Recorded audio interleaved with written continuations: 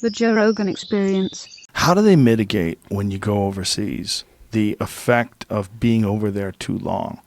Because I would imagine that the stress of constant combat. First, So this is my ignorance of it, but this Yeah. is what I would think was that what happens first is probably like you get better at being calm and more accustomed to it, but after a while the pressure eventually starts to crack you. That it just many months over there dealing with it, you have to decompress. you do.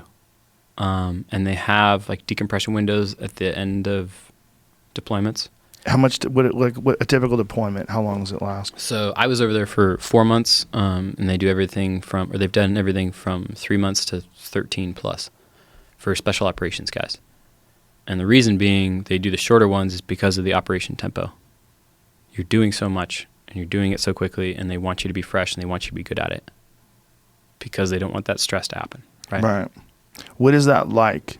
This stress, like how does it affect people? Because I mean, I would assume it affects everyone differently. Oh, but yeah.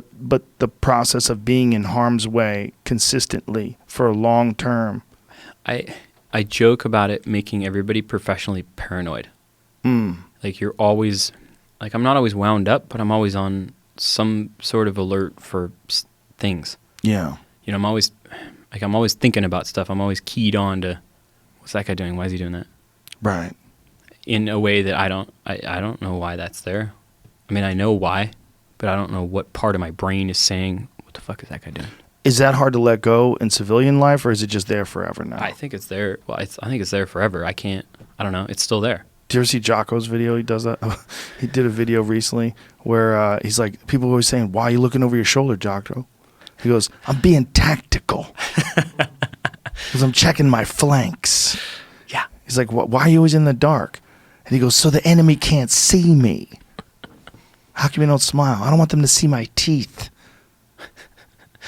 That guy is hilarious. He's the best. He is. I love that guy to death. Dude, he's so great.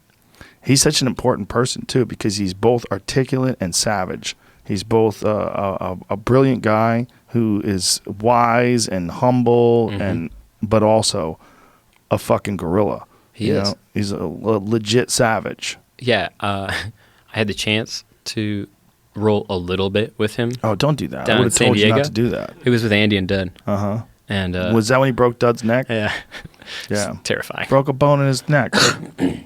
John thought he had throat cancer. He did. Went to the But doctor. didn't want to tell anybody. They're like, yeah, what happened to you? I was like, oh, this fucking gorilla just put me in a guillotine, snapped my neck. Big white gorilla was I on don't think me. he actually did a guillotine. I think he actually he had his knuckle in John's throat doing something.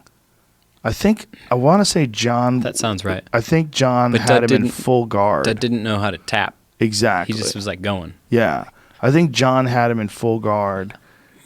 I might be fucking this up. And Jocko put his knuckles into John's neck and was like using a neck crank, compressing his neck from like either the guard or maybe even side control, and then had a knuckle in the throat. I remember. I think popped a bone. I think it was from the guard. Yeah, I think Because so. I think I was about like from me to you to this going on. He broke a bone in his neck. Well, he's a gorilla. Yeah. A big hairless gorilla. Yeah, you can't. How much do you weigh? 165. You can't roll with that guy. It's not. Don't do that. What was it like? But I can run away from him. Yes. Just wait for him to get He tired. doesn't run at all. No. Yeah. It was terrifying. He'll just march after It you. was it was like I was wrestling around with a sweaty piece of mahogany. Yeah, big guys that are skilled, that's so humiliating. You Yeah, roll you're like, a big guy that's skillful. Oh god. I've had that happen once in the past, like I think I'm cool, and then you find out you're not because I'm not a big dude. Right. Like a buddy of mine played I think O-line at Stanford, and I came home from a deployment, and I got a little blitzed. I was like screwing around. I'm like, ha ha ha ha ha.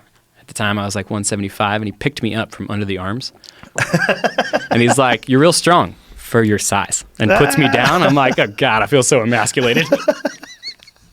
You're real strong for your size. It's such a fucking weird compliment. And he's like 300 pounds. Yeah. You know, like 6'5". I'm like, oh crap. Those are huge humans. That's giant. How often do you do jiu-jitsu? I don't. You don't? So you just did it that one time with him? Did it the one time with him. Well, that's ridiculous. Yeah.